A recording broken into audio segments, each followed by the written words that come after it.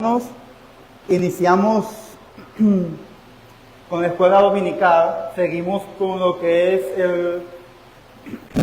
los cánones de Dort. Estamos artículo por artículo explicando cada uno de estas posturas a las que llegaron los eruditos del canon de Dort, ¿no? Y hoy pasamos al artículo número 6 de los cánones.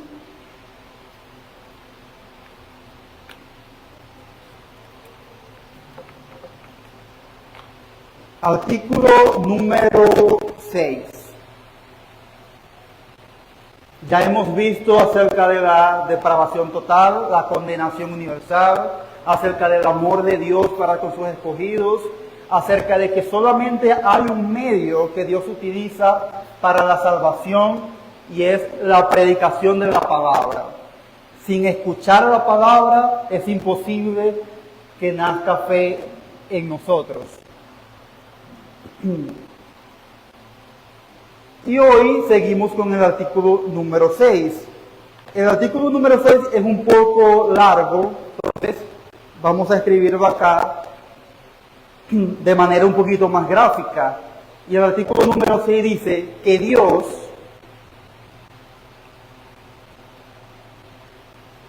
en algún tiempo haya dado dones de fe a algunos hombres y a otros no, el don de la fe procede únicamente de su decreto eterno.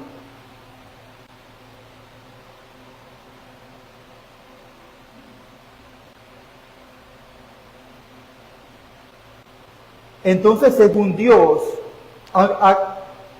Dios en el tiempo, en la historia, concedió fe a algunos hombres y a otros no, y esto procede únicamente de su decreto eterno. ¿Quién me acompaña a leer Hechos 15:18?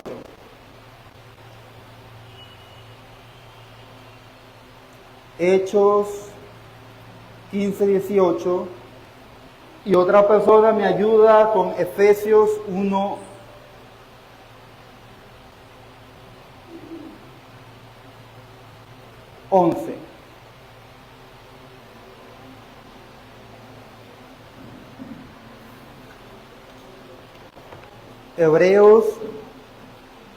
Hechos 15:18 y Efesios 1:11. ¿Quién me ayuda? Sí. Dice el Señor que hace conocer todo esto desde tiempos antiguos. Amén. ¿Y Efesios 1:11?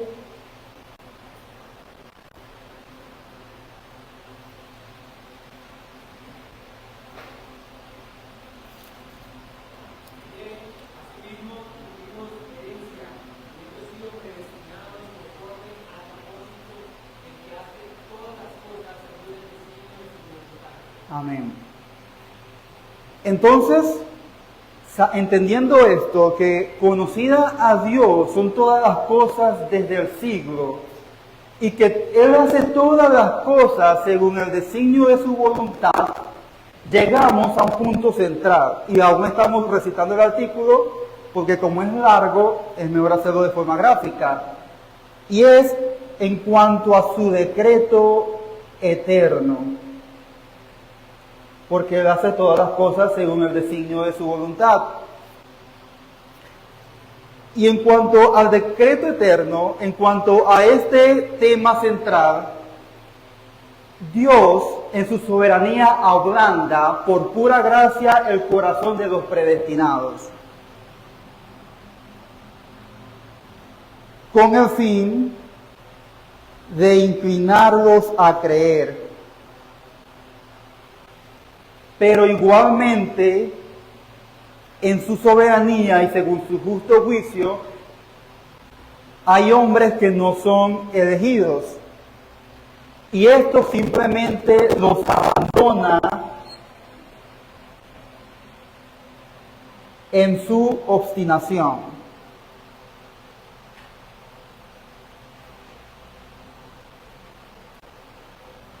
Los abandona en su obstinación. Entonces, con arreglo a este decreto, por pura gracia, Él ablanda el corazón de los predestinados, por más obstinados que sean, y los inclina a creer. Mientras que aquellos que según su justo juicio no son elegidos, los abandona en su maldad y obstinación. Y es aquí donde los hombres, estando en similar condición,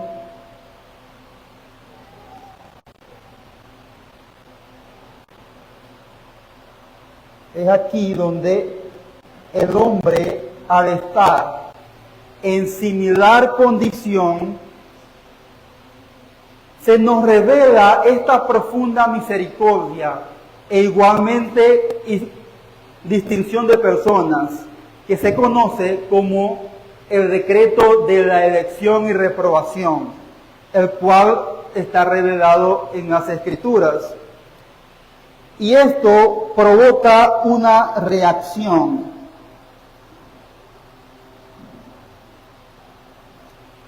Y la reacción es que para los perversos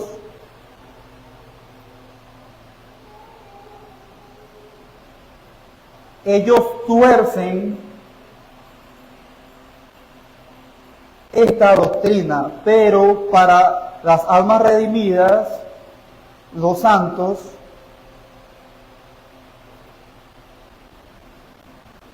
esta doctrina es un consuelo. ¿Sí? Entonces, leamos el artículo número 6. Que Dios en el tiempo conceda el don de fe a unos y a otros no, procede de su eterno decreto. Porque conocidas son a Dios todas las cosas, y Él hace todas las cosas según el designio de su voluntad, y es conforme a este decreto que Él quiere ablandar a unos al corazón de los predestinados para inclinarlos a creer, a pesar de que son obstinados, mientras a otros los deja en el abandono de su maldad y obstinación. Resulta que originalmente estos dos grupos están en similar condición. ¿Qué significa eso? Que los dos son igualmente pecadores y los dos son igualmente caídos. El decreto de la elección y reprobación se hace en igualdad de condiciones, sin ver mérito alguno, según el artículo. Y estando ellos en similar condición, se nos revela esta maravillosa misericordia de Dios de salvación y de distinción de personas según el decreto de elección y reprobación, la cual los perversos la tuercen esta doctrina, mientras que aquellas almas santas y temerosas de Dios, para ellos es un increíble consuelo de parte de Dios. Y es que, hermanos, cuando se habla de decreto de elección y reprobación, para nosotros automáticamente quizás se debe venir la palabra predestinación.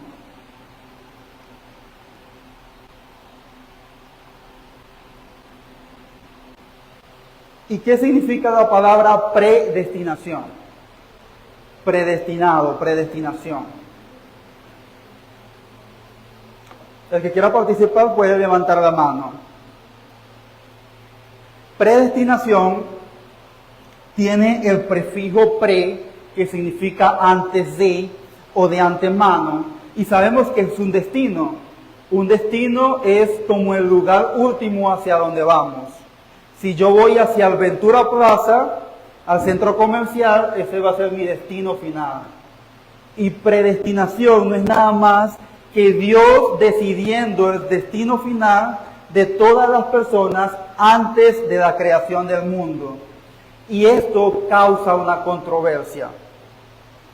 ¿Por qué? Porque al hablar de predestinación, elección y reprobación, debemos hablar sobre la predestinación doble.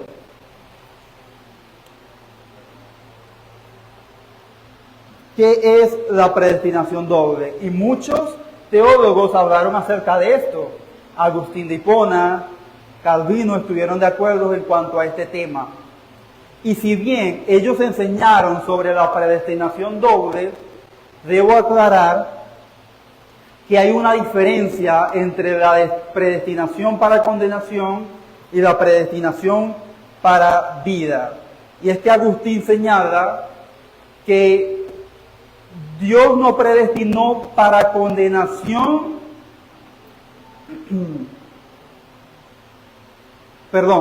que Dios no predestinó para condenación y los medios que conducen a ella. Es decir, en la misma forma en que lo hizo para salvación. Porque Agustín declara que la predestinación para salvación fue un obrar activo de Dios en el cual Él eligió al hombre pecador antes de la fundación del mundo. Sin embargo, la predestinación para condenación es una manera pasiva de Dios de dejar al hombre en su abandono. Por eso es que puse este ejemplo acá, que decreto, Él activamente inclina al hombre a creer y negativamente no hace nada para con el resto de la humanidad. Él activamente no va a provocar que el hombre sea malo, que el hombre ejecute maldad, sino que simplemente lo abandona en su maldad y obstinación. Es lo que dice Agustín.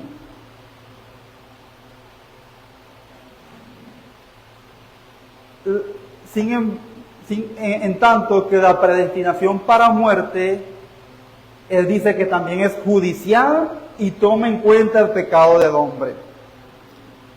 Toma en cuenta el pecado del hombre, la condenación para muerte.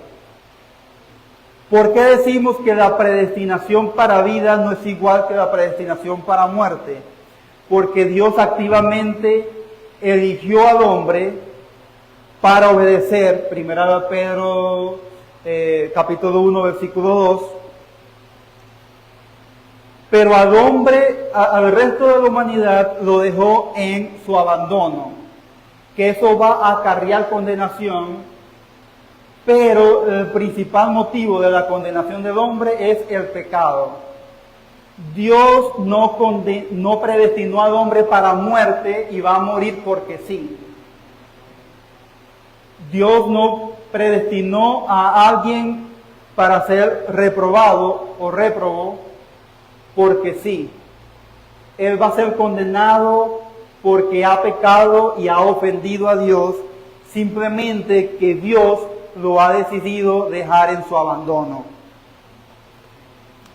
Y en esta enseñanza, creo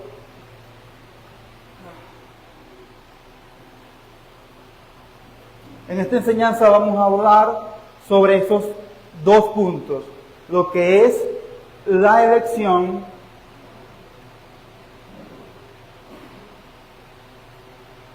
en la elección podemos ver la causa de ella y también el objeto y propósito.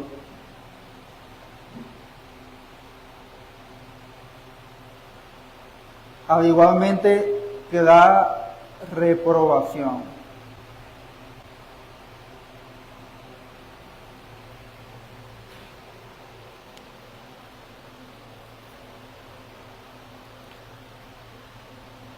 Recordando el pasaje de Efesios 1:4, según nos escogió en Él antes de la fundación del mundo, para que fuésemos santos y sin manchas delante de Él.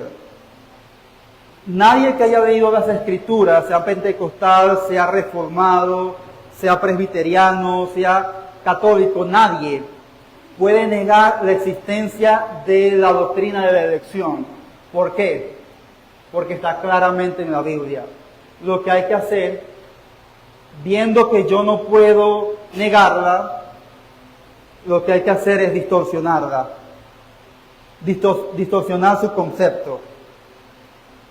Y hermanos, ¿qué pensamos nosotros cuando hablamos de la causa de la elección? ¿Qué creen ustedes que causó la elección de Dios?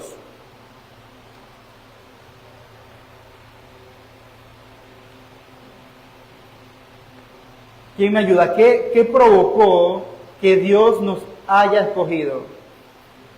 Hermana Marisela.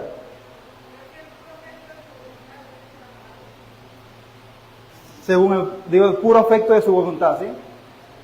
Bien. Hermano Miguel.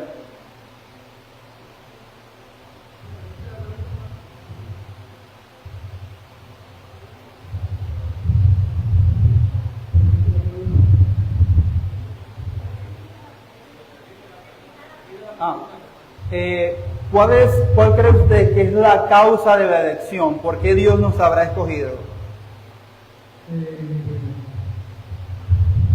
Creo que puede ser que todos estamos condenados y Él decidió que su propia voluntad a unos que a nosotros en su vida de Dios. Amén. Todos estábamos condenados y Él de su propia voluntad nos escogió. Efesios capítulo 1, versos del 4 al 9. Efesios 1, 4 al 9.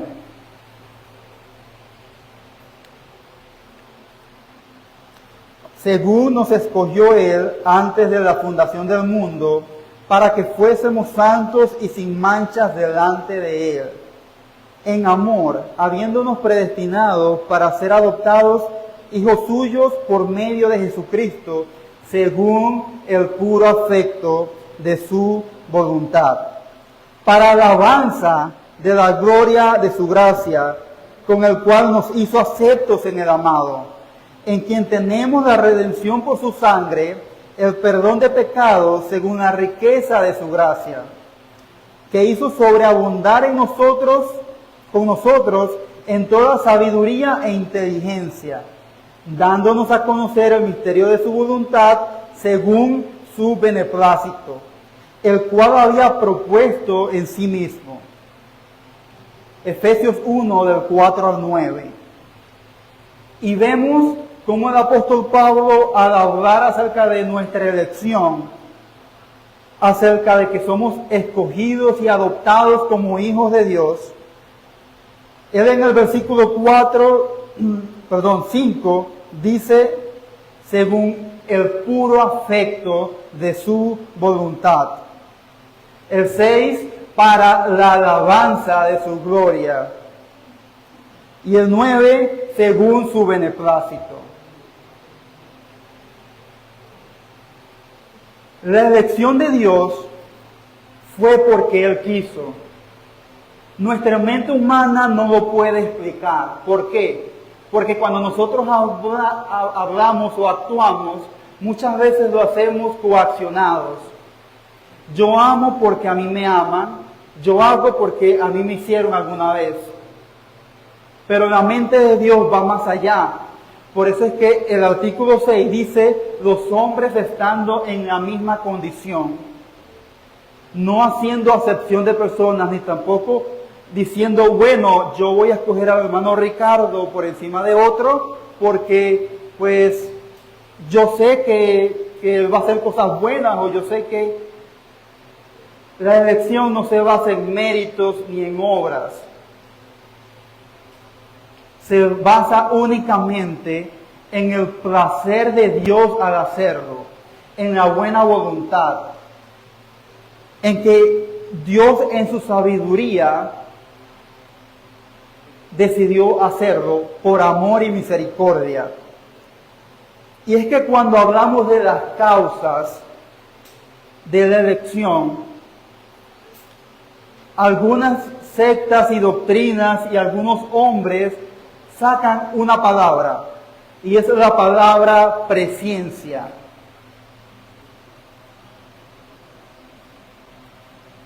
¿Alguien sabe lo que significa la palabra presciencia o tienen algún concepto en sus mentes que nos pueda ayudar? Hermano Ricardo Pérez.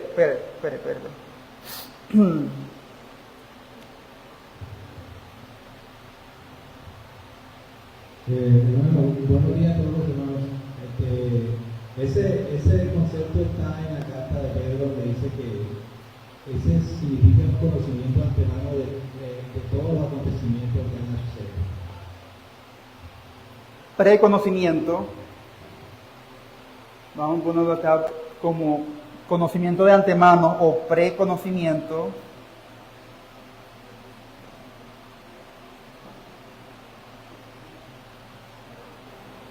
Hago allí el guión entre pre y conocimiento para enfatizar el prefijo pre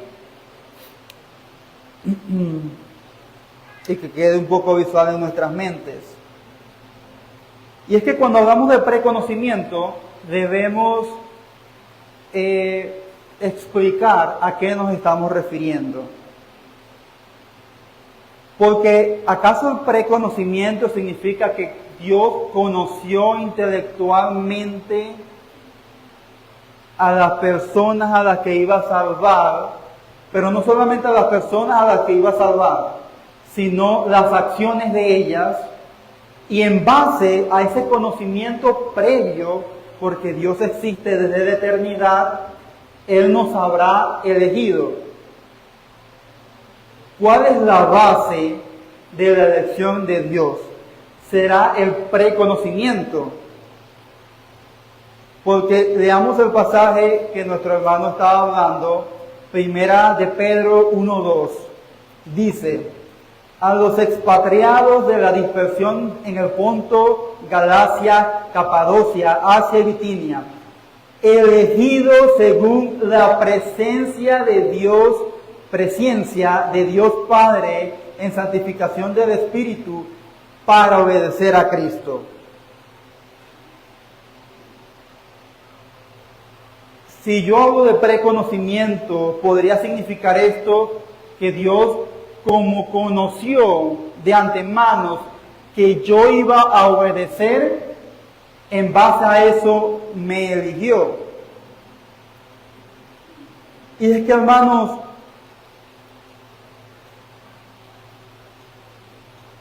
es cierto que presciencia habla de un preconocimiento, pero es equivocado pensar que Dios vio por un túnel del tiempo, vio en el camino del tiempo desde la eternidad, y que vio las acciones del hermano Freiman, de la hermana Milena, de la hermana Mayela, vio que iban a creer. Y en base a ese preconocimiento, entonces Dios predestina. ¿Qué concepto más equivocado? Y una de las personas que creyó esto, unos dicen que Jacobo Arminio, pero yo leí un documento acerca de John Wesley, que era metodista, y él da un argumento que a mí me parece inteligentísimo, porque trata este asunto con sutileza y con sumo cuidado, y llega a una conclusión lógica. No digo que no sea lógica, pero bíblica no es. Y es que él dice lo siguiente. Bueno, veamos la palabra presciencia. Dios no es temporal, Dios es atemporal. Él no está en el tiempo. Entonces la palabra presciencia o la palabra posciencia para Dios no existe, porque Dios está en el eterno presente. Él ve todas las cosas al mismo tiempo. Lo que para nosotros fue, es o será, Dios lo ve todo al mismo tiempo. Por lo tanto, en base a ese conocimiento, Él no se elige, porque Él tiene conocimiento de todo. Lo que me parece más curioso, hasta ahí pues parece lógico. Lo que me parece más curioso es estas palabras que Él dice, ejemplos. Y hermanos, acá yo quiero hacer un énfasis, porque cuando ejemplificamos algo de Dios, que es maravilloso, que es profundo, y queremos dar ejemplos, pero con nuestra vida cotidiana, humana y limitada, podemos caer en un error grave, porque Dios no es como nosotros. Mucha gente da ejemplos de la Trinidad, diciendo que bueno, así como el agua, que es sólido, gaseoso y líquido, así de manera Dios se manifiesta, pero eso es modalismo. Dios no es a veces líquido, a veces, o sea, como el agua, no es a veces Padre, no es a veces no. Dios, el Padre es Dios, el Hijo es Dios, el Espíritu Santo es Dios, eso lo creemos, está en la Biblia, quizás en mi mente limitada no lo puedo comprender a plenitud, pero si yo hago ejemplos de mi vida cotidiana, de mi experiencia como humano limitado, puedo cometer un error. Entonces Él dice lo siguiente, y lo voy a leer porque me parece súper interesante. Lo pueden buscar, John Wesley dice, y lo voy a anotar acá porque es que como es escuela dominical, me gustaría que en algún momento lo buscaran y dijeran y sacaran sus propias conclusiones acerca de la enseñanza de Él en cuanto a este tema. John Wesley. Y él dice lo siguiente, observemos, vamos a dar un ejemplo. No debemos pensar que las cosas existen porque Dios las conoce. No, Él las conoce porque existen. Cuando yo leí esta frase, yo automáticamente quiero ver la intención del autor y resulta que él quiere descartar la posibilidad que el pensamiento o el conocimiento de Dios causó nuestra fe. O es decir, que la elección de Dios no es la causa de nuestra conversión y predestinación. ¿Por qué? Porque Él dice que no debemos pensar que las cosas existen porque Él las conoce. No, Él las conoce porque existen, haciendo énfasis de que si Dios tiene el control de todo, es por su conocimiento intelectual de las cosas que van a pasar y por tanto Él las previene. Esto anula un poco lo que es el decreto de Dios. Da otro ejemplo. Así como yo, y miren lo que pone en paréntesis, que me da mucha risa. Dice, si me permite comparar las cosas humanas con las profundas de Dios. O sea, Él todavía se atreve a decir, audiencia, escúchenme, discúlpenme si comparo las cosas profundas de Dios con las humanas. Pero si ahora yo sé que el sol brilla, sin embargo, el sol no brilla porque yo sé, sino porque Él brilla.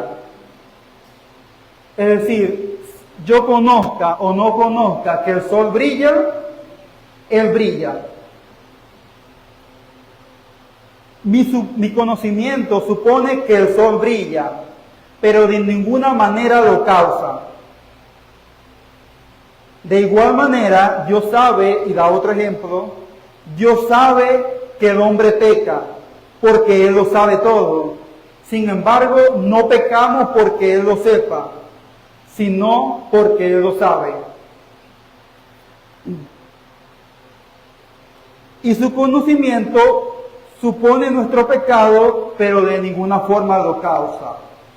Ahora, ¿cuál es el problema de esta declaración? Es que por eso es que yo siento que John Wesley hace un planteamiento para mí interesante, porque él dice, el hombre peca porque peca, no porque Dios lo sabe. Dios lo sepa o no, el hombre peca. El conocimiento de Dios no es la causa del pecado del hombre. Si yo contradigo esta frase, la persona puede decir, pero es que ¿acaso Dios provoca el pecado? Si Dios no es autor del pecado, por lo tanto, esta frase es correcta, pero el ejemplo está mal utilizado, porque estamos hablando no de que Dios sepa que el hombre peca o no peca, estamos hablando de la presciencia en cuanto a la elección y reprobación.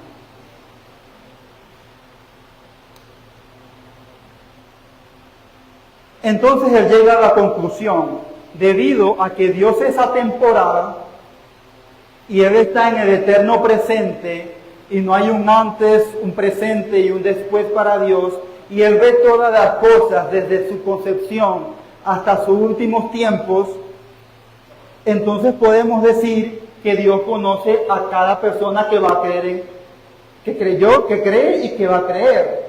Entonces, en base a ese conocimiento amplio de Dios, Él nos elige, nos predestina y reprueba. Pero solamente en base a su conocimiento amplio de lo que es el pasado, el presente y el futuro. Y yo quiero hacer una aclaración acá, mis hermanos, y es que en las Escrituras no hay fundamento para esto. Se tienen que usar aspectos lógicos confusos para llegar a esta conclusión. Porque el uso de la palabra presciencia, conocimiento de antemano, preconocimiento, nunca es utilizado de esta forma en las Escrituras. Entonces, la única forma de que yo crea esto es que yo distorsione el significado de la palabra presciencia. Jamás encontraremos las siguientes frases. Dios previó o preconoció el mal de los hombres y por eso los reprobó. Dios vio la bondad del hombre y por eso lo eligió. Dios sabía que el hombre iba a creer o no y por eso lo eligió o lo reprobó. Nunca veremos tales declaraciones. La causa principal de la elección de Dios es su beneplácito, su pura voluntad. Y allí nos vamos al objeto y propósito de la elección. Y leamos Primera de Pedro 1:2. Primera de Pedro 1:2. La parte B dice, elegidos según la presciencia de Dios Padre en santificación del Espíritu para obedecer. Vemos el primer ejemplo, elegidos según ¿qué? El preconocimiento de Dios Padre para obedecer. No dice según la presciencia de Dios Padre porque iban a obedecer. De hecho, el propósito de la elección y de la predestinación era capacitar hombres según el puro afecto de la voluntad de Dios para que le sirvan y le den gloria. Entonces, según el apóstol Pedro, los primeros son elegidos y según la santificación del Espíritu, que es el único que obra en nosotros y nos da un nuevo espíritu, unos nuevos deseos, nos capacita para obedecer. No porque obedecimos, sino para obedecer. Entonces Dios elige a un pueblo con el propósito de que obedezcan.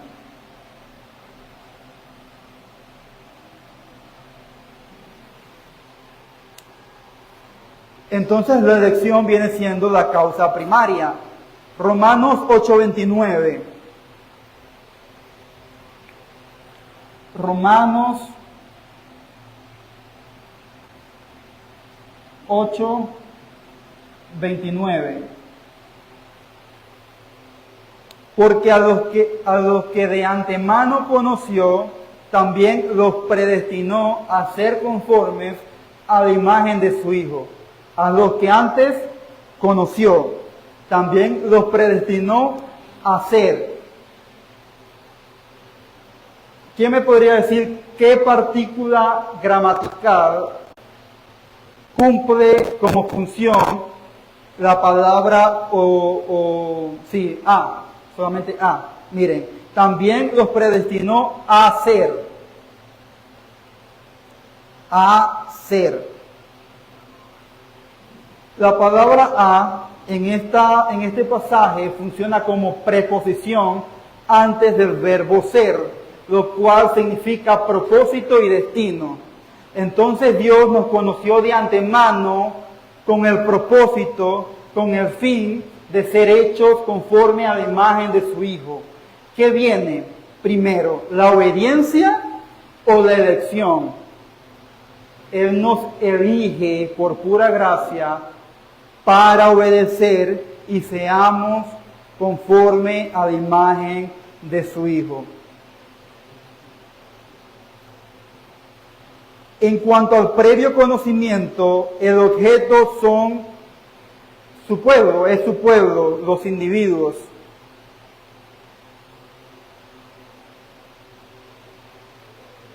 Y es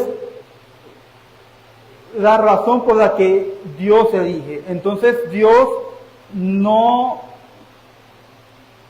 nos preconoció o no nos conoció de antemano porque sabíamos que íbamos a creer.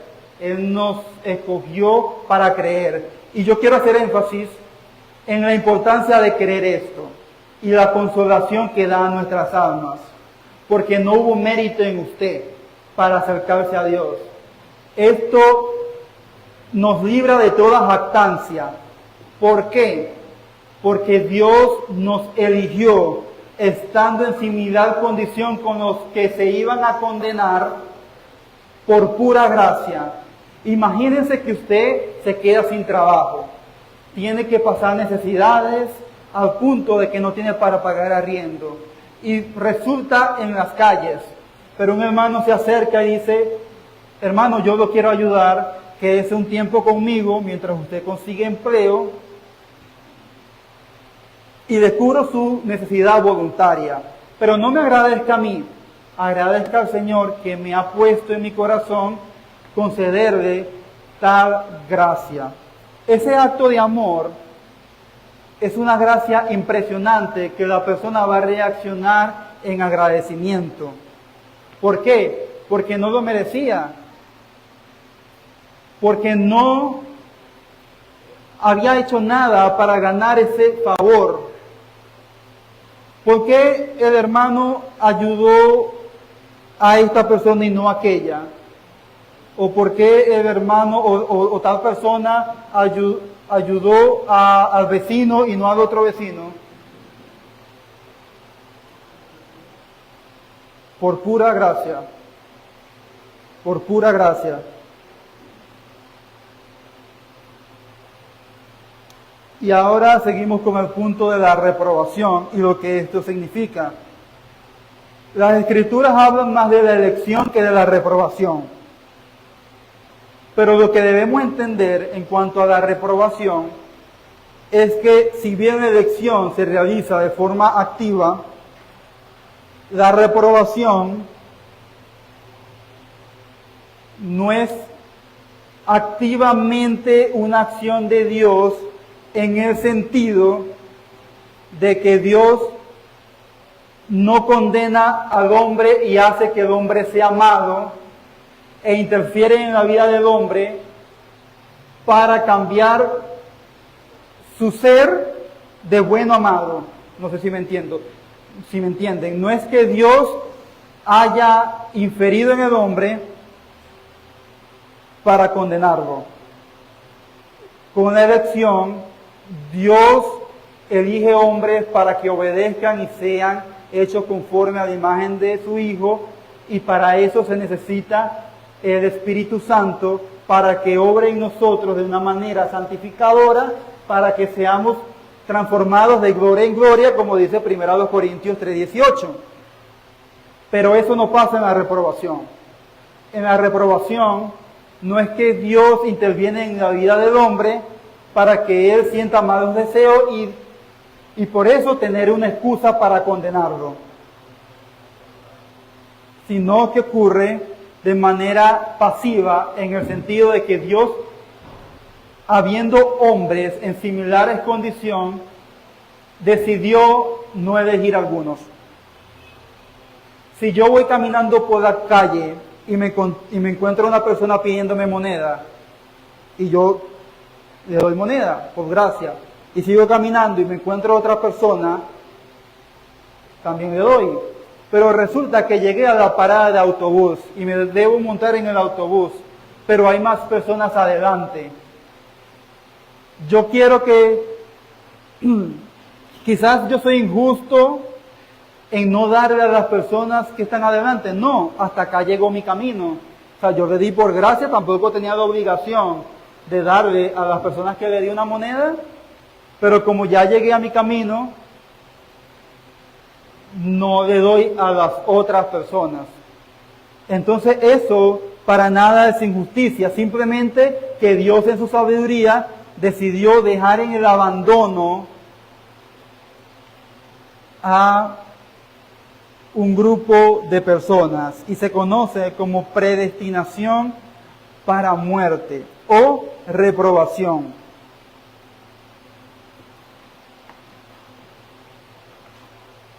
Y para explicar un poco más el tema, quisiera poner un ejemplo bíblico, ¿no?, de reprobación o endurecimiento. Porque hay un pasaje en el Antiguo Testamento que habla que al pueblo de Israel eligió, pero a los otros endureció. Entonces, viendo en cuanto al endurecimiento en el pecado del hombre, vemos el ejemplo de Faraón, donde Dios endureció el corazón. ¿Y qué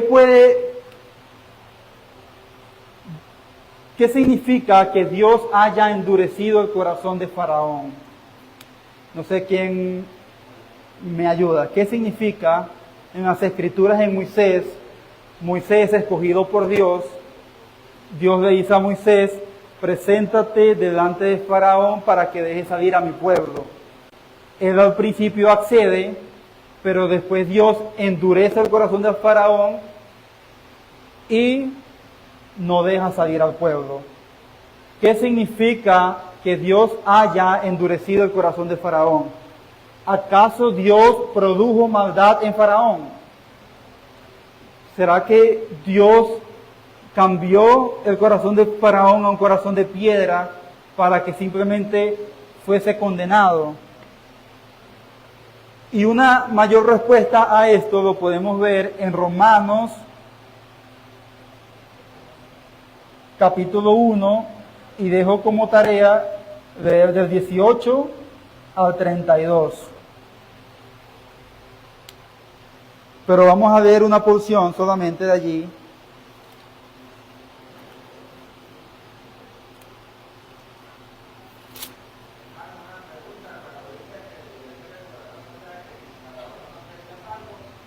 Usted da a entender que cuando dice endurecer el corazón, o sea, no es salvo Faraón, por eso.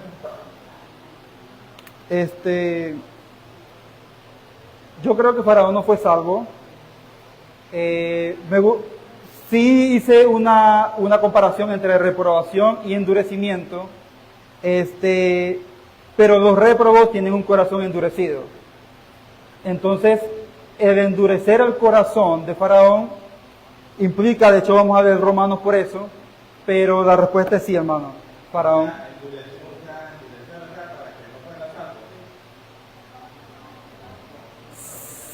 Sí, pero no. Y lo voy a explicar con Romanos. ¿Listo? Romanos, capítulo 1, versículo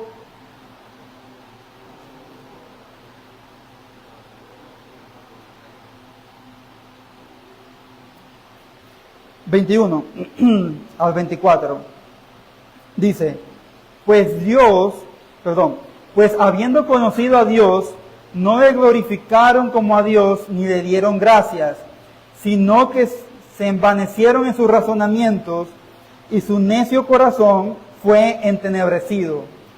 Profesando ser sabios, se hicieron necios, y cambiaron la gloria de Dios incorruptible en semejanza de imagen de hombre corruptible, de aves, de cuadrúpedos y de reptiles, por los cuales también Dios los entregó a la inmundicia, en la concupiscencia de sus corazones, de modo que deshonraron entre sí sus propios cuerpos. Hermanos, cuando leemos las Escrituras y hablamos de la palabra endurecido, podemos decir, podemos llegar a la conclusión, sin saber el contexto, que Dios activamente intervino en el corazón de Faraón para que fuese malo. Pero eso anula lo que dice Santiago. Dios no es tentado ni puede ser tentado por nadie, ni Él tienta a nadie. Entonces Él no es el autor de la maldad.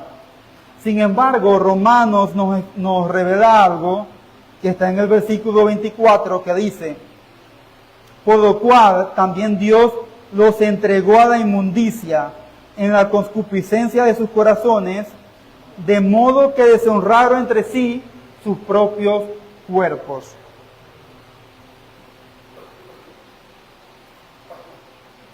Y el endurecimiento o la ira de Dios, porque tenemos que ver el contexto, Romanos 1:18, la ira de Dios se revela desde el cielo contra todos los hombres, y después redacta una serie de cosas que las personas estaban haciendo, como cambiar la gloria de Dios, y se ve, el apóstol Pablo explica de qué manera la ira de Dios está contra los impíos no convertidos, y es el versículo 24. Dios los entregó a su inmundicia en la concupiscencia de sus corazones. Hermanos, recordemos que todos somos depravados moralmente, desde la raíz. No podemos buscar a Dios. Romanos 3, 10, 11.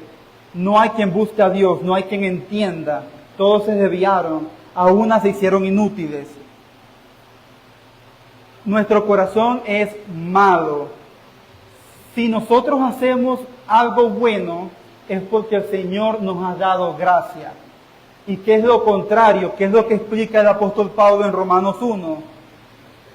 Que las personas, cuando el Señor quita su gracia y los entrega a la inmundicia y a la concupiscencia de sus corazones, ellos van a hacer barbaridades. Porque es la gracia de Dios la que nos retiene para no consumirnos en nuestro pecado. Entonces el endurecimiento de Faraón fue Dios quitando su gracia y dejándolo a sus deseos, de tal manera que Él sacó lo que estaba en su corazón. Y para explicar esto quiero dar un ejemplo. Hermano, Dios usa nuestro entorno muchas veces, o el entorno muchas veces, para retenernos, y eso es parte de su gracia común y de su gracia que nos retiene nuestros pecados. Por ejemplo, las leyes civiles es una forma de retener nuestra maldad. Y eso me recuerda una película que yo vi en algún tiempo, de que la película era ambientada en los Estados Unidos y explicaba ¿cómo sería un día en Estados Unidos sin ley? Un desastre. Cualquiera puede matar, cualquiera puede destruir, cualquiera puede robar. Lo que está en mi corazón Si a mí me son infiel, si un impío le es infiel, pues no tendría retención para matar a otra persona en caso de que la esposa sea infiel. Entonces, así funciona el corazón. ¿Por qué doy este ejemplo? Porque algo que yo creo es que mientras más poder, más puedo hacer lo que yo quiera. Menos retención hay. ¿Sí? Nosotros somos salvos por la gracia de Dios. Pero se imaginan a una Cúcuta sin leyes, sin lo que Dios ha puesto para regular. Y no solamente eso. A veces nosotros nos cohibimos de hacer muchas cosas hasta por reputación, por el que dirán. Pero si todo es permitido, todo me es lícito, yo saco lo que está en mi corazón. Eso le pasó a Faraón. La gracia de Dios fue alejada de él a tal punto que por el poder, el orgullo y la obstinación de Faraón dijo no. Porque si él lo dejaba sacar, si él lo dejaba salir a Israel, es porque Dios hubiese obrado. Pero Dios retiró su gracia al punto de que el corazón de Faraón fuese endurecido y dijera no, porque acá el Faraón soy yo, ustedes no me van a salir de acá. Ustedes se quedan acá porque yo soy el Faraón y yo soy el que mando. Entonces, eso fue lo que le sucedió a Faraón. Eso significa que Dios, de manera pasiva, retira su gracia, no actúa en Faraón y su corazón es endurecido. No sé. Dice Clara, porque la Escritura dice a Faraón, para esto mismo te he levantado para mostrar en ti mi poder. Bien, el poder que hizo Dios, cuando Faraón los pedía a los judíos, abrió el mar rojo, ¿sí? Y todas las plagas que mandó sobre él, ¿sí? Dios mostró su poder y mostró la condición de Dios por lo que hizo en Egipto. Para mostrar mi poder, ahí me está hablando de que de elegí o no, sino para mostrar mi poder, dice el Señor. Sí, y es importante también tener en cuenta que el fin de todo es la gloria del Señor. Y es el... Mire, también cuando se habla de Dios, se escoge a uno para salvación. A los otros que no escogen, es condenados, ¿sí o no? Porque Dios no los escogió. Pero ¿qué pasa? Si toda la Escritura dice, el Señor, por lo menos el Señor Jesucristo dice, arrepentido y creer en el Evangelio. Sí. Dice arrepentido y creer en el mandato, arrepentido y creer, y también dice, porque no me avergüenzo del Evangelio, porque es poder de Dios para todo aquel que cree, ¿sí? Es poder de Dios para todo aquel que cree. La palabra habla mucho que creer, y aquí mismo decimos que la responsabilidad del hombre que es arrepentirse y creer, ¿sí? Requisito, oír el Evangelio. Dios llama a través del Evangelio, oír el Evangelio. ¿Cuál es el requisito? La responsabilidad del hombre, arrepentirse y creer. Y entonces todo Dios va a castigar a alguien que no pueda arrepentirse y creer. Y el Señor manda, la Escritura manda a todos los hombres del mundo a arrepentirse. Y el Señor manda a todos a arrepentirse porque no se puede arrepentirse. Y es por fe. Dice, es por fe. Dice, que si confesaras con tu boca que Jesús es el Señor y creyeras en tu corazón que Dios le levantó a los muertos, serás salvo. La Escritura habla mucho de que por fe. Dice, mas a todos, Juan 1:12, mas a todos los que le recibieron, a los que creen en su nombre, creen. No habla de que sean escogidos ni nada, los que creen. Yo creo que llama a través del Evangelio y el hombre tiene la responsabilidad de arrepentirse y creer, el hombre la tiene. No es una responsabilidad. Entonces, yo nunca he dicho, o sea, Dios si quiere, pues a este tipo de aceptarlo, ¿sí? Y es soberano, no es de una caminada, no sé, pero es soberano, es Dios. Pero es que hay que, ¿qué es lo que dice ahí en el Señor en ese texto? La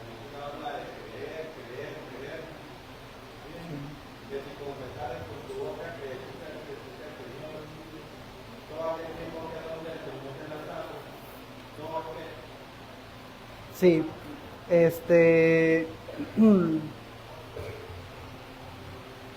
sí entiendo. Por ejemplo, el hermano estaba hablando acerca de la responsabilidad del hombre en creer y en que hay que creer, ¿sí? Para eso podríamos tocar varias doctrinas, como el llamamiento universal y el llamamiento eficaz. Que el llamamiento universal es que Dios manda a todos los hombres a arrepentirse. No es responsabilidad de nosotros saber quién es elegido o no, eso no nos compete a nosotros.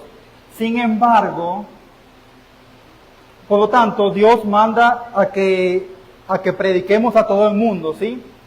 Pero no podemos negar el llamamiento eficaz y la obra del Espíritu Santo, y que el Espíritu Santo es como dice en Juan 3, que es como el viento, nadie sabe de dónde viene ni de dónde va, y que el Espíritu Santo hace su obra como Él quiere. Y sin la obra del Espíritu Santo no hay regeneración. Por lo tanto, tenemos que tener acá un paralelo entre lo que es la responsabilidad del ser humano al creer y que está en pecado, y la obra de Dios en el corazón del ser humano. Por lo tanto, si yo creo, porque tiene que ver con la clase, si yo creo es porque el Señor me eligió desde la eternidad. Sin embargo, también es mi responsabilidad creer. Este es un tema difícil de entender y yo entiendo que sea difícil de entender, porque está la soberanía de Dios y la responsabilidad del hombre. Pero el hombre en su estado caído es incapaz de creer a menos que Dios haga una obra regeneradora en el ser humano a través del Espíritu Santo. Eso en cuanto a la responsabilidad, como podemos ver en cuanto a las dos cosas. Pero lo que es la intención de la clase es ver cómo la elección y la reprobación va en el decreto eterno de Dios al punto de llegar a considerar que a Dios ni una hoja que cae de un árbol pasa por alto. Todo es decretado. Es decir, ¿qué nos puede traer a nosotros la doctrina de la elección y reprobación? Que nuestra salvación es segura, porque Dios eligió. Dios no eligió para que el hombre siguiera en sus pecados. No. Primera de Pedro 1:2.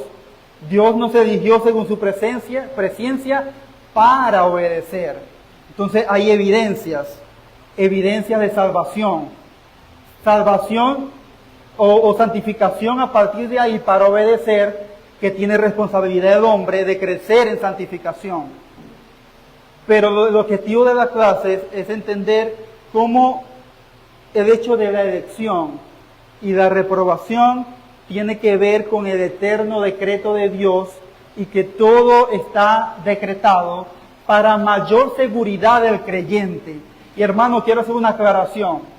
Esta clase no es para que después de que termine el servicio salgamos y digamos, mira, tú quieres conocer acerca del Señor. Bueno, Él murió, resucitó, tal la cuestión, pero si eres elegido vas a creer, si no, no.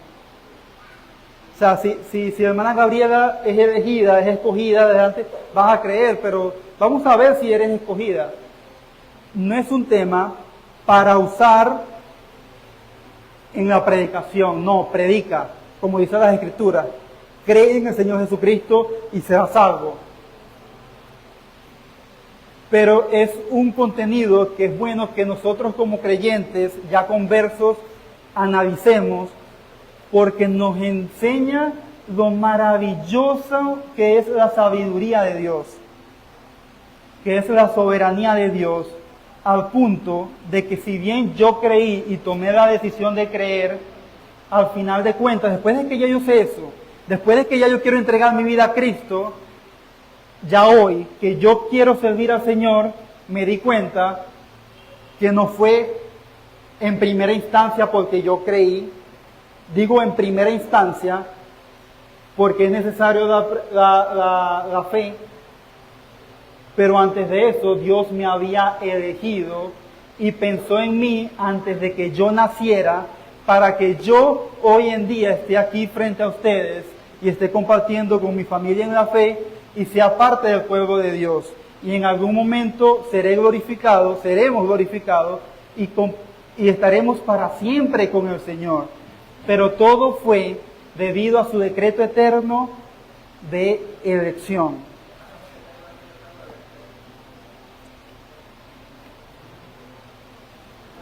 ¿Qué hora es? Aquí en este caso no será como muy contradictorio, o sea, porque miren, en 1 Timoteo capítulo 2, ¿sí?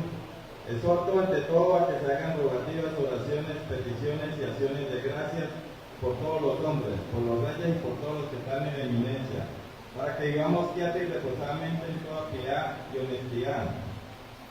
Porque esto es bueno y agradable delante de Dios nuestro Salvador, el cual quiere que todos los hombres sean salvos. ¿Sí? Él quiere que todos sean salvos y vengan al conocimiento de la verdad. O sea, es como muy contradictorio eso, si Dios quiere que todos sean salvos, entonces ¿por qué unos escogidos y nosotros no? Y Él quiere que todos sean salvos.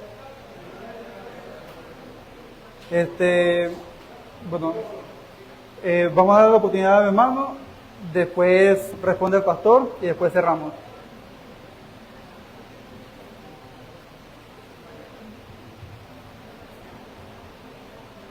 Muy buenos días, mi nombre es Hugo Castillo, pastor de la iglesia Emmanuel en San Cristóbal, Estado Táchira. Yo le voy a dar una respuesta que está en lo que nosotros creemos como doctrina, esa doctrina de 1689, que es en las 5 solas. Voy a darle respuesta a lo que el hermano está un poco confundido en lo que usted está diciendo con respecto a las clases de aquellos que son reprobados y de aquellos que no son reprobados. Primero, Dios es soberano.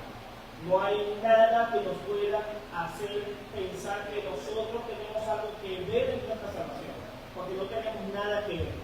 No tenemos ninguna responsabilidad. Todo ha sido responsabilidad de Dios, porque Él es el único que da la fe. Y es por fe que yo soy salvo. Y el único que me puede dar la fe es Él. El ejemplo que colocaba el hermano, ¿sí?, de Faraón, hay una sola respuesta a ese ejemplo. Faraón no reconoció a Dios como Dios, sabía quién era el Dios de los hebreos, porque Faraón sabía quién era el Dios de los hebreos, y lo grande que él era. Lo que no sabía Faraón era que en su corazón no estaba, era que ese era el gran Dios que tenía que creer. ¿Por qué? Porque en él no estaba la gracia. Esa gracia que nos envuelve a cada uno de nosotros se llama gracia irresistible. No hay rodilla que no se doble a aquel que nos llame. Así de sencillo. ¿Sí? No soy yo. Es Él, no soy yo, es el Espíritu Santo en mi corazón, regenerando mi corazón para que yo pueda creer por fe. No hay de otra. Amén. Amén. El pastor John iba... ¿Sí?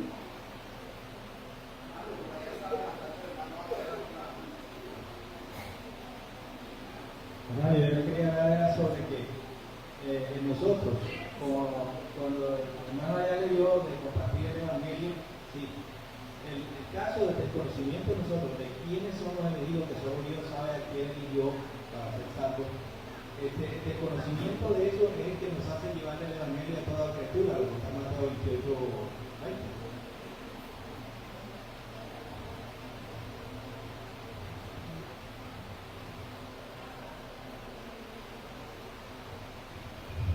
Yo no estudié en la escuela dominical, muy buenos días, estaba ahorita en una situación.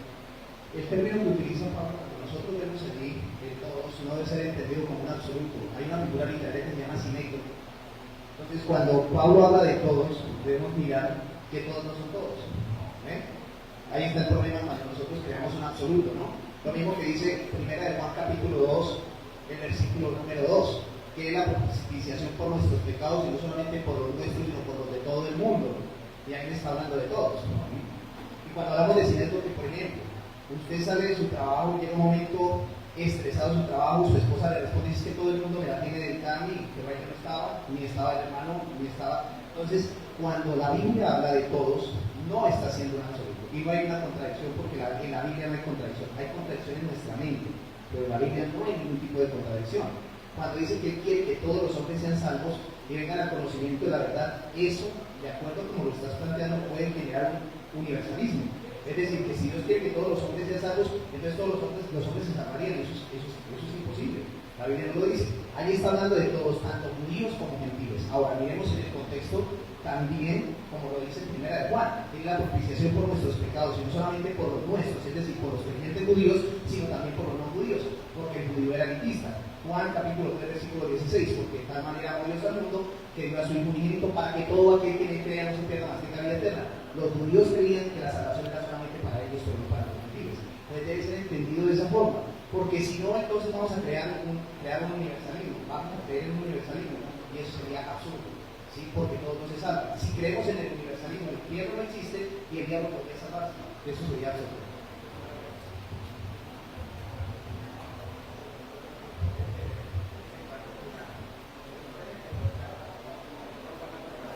Creo que si en realidad prestamos atención a la escuela dominical, el hermano José nos dio varias joyitas acerca de cómo se deben interpretar las escrituras. Primero, cuando habló de la palabra presencia, yo no pude ir inmediatamente y decir, bueno, presencia significa previo conocimiento, y esto es lo que ya está queriendo decir. Cuando nosotros vamos a hacer exégesis de un texto, yo no puedo quedarme con el concepto actual de esa palabra.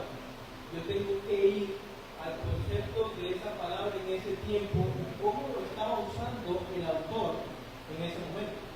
Y podemos poner muchos ejemplos. La palabra multiplicación, Pablo lo utiliza de una forma romana, pero Santiago la va a utilizar de otra forma en hebreo, en su carta, Santiago. Si yo le doy el mismo significado, cometo una herejía. Sí, entonces debo tener cuidado. Otra cosa que también vimos con mi hermano José es que un texto oscuro se interpreta a la luz del texto más claro. Yo no puedo irme a 1 de Pedro, capítulo 1, versículo 2, y querer interpretarlo sin la ayuda de otros textos, porque este texto viene a ser oscuro. Entonces, cuando yo he entendido otros textos, y ese texto parece tener otra interpretación, yo debo someterlo a la interpretación que los otros textos más claros me están dando.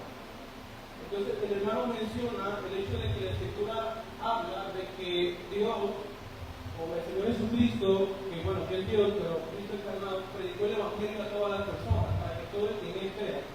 Eso no significa ni implica que todo el mundo tiene que creer en el pecado, sino que el Evangelio se le da a todo el mundo. Pero ¿quiénes son los que van a creer? Aquellos que fueron capacitados previamente por la regeneración. Pero ¿quiénes son los que van a ser capacitados? Todos adultos, los que fueron escogidos primeramente por Dios.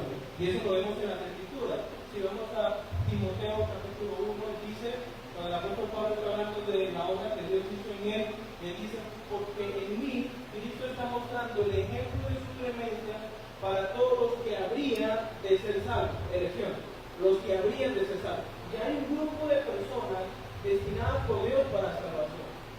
¿Sí? Y también vamos a Hechos de los Apóstoles y se nos dice que creían y eran añadidos a la iglesia todos los que habían de ser salvos. Entonces, ¿qué hago con esos textos? ¿Los escondo y me quedo solo con lo que presentan que el Evangelio es para todos? No tengo que entender todo el contexto. El Evangelio se presenta de forma universal porque yo no sé quiénes son los escogidos, solamente los conoce Dios. Pero como Dios sabe quiénes son los escogidos, esos son los que van a morir en esa, y esos son los que van a creer en ese mensaje. ¿Sí? Hay una elección para salvación, porque si Dios no escoge, mis hermanos, debemos entender esto. Nadie se salva, porque todos estamos muertos en delitos y pecados y nadie quiere venir a Dios. Jesucristo se lo dijo a los fariseos: ustedes no quieren ni pueden venir a Dios. ¿Qué es necesario para que yo venga? Que el Señor me escoja y me regenere, para yo poder reconocerle, ver la hermosura de Cristo y venir a Él. De lo contrario, es imposible. La doctrina de la elección no es para que nosotros nos amarguemos la vida por aquellos que no vienen a Cristo. Es para que le demos gracias a Dios porque yo puedo haber sido de aquellos que no vienen, pero vine porque Él es de Dios. Es para darle gloria a Dios por lo que Él ha hecho. Sí, ya. Bueno, hermanos, terminamos la escuela dominical, vamos a orar. Amado Dios,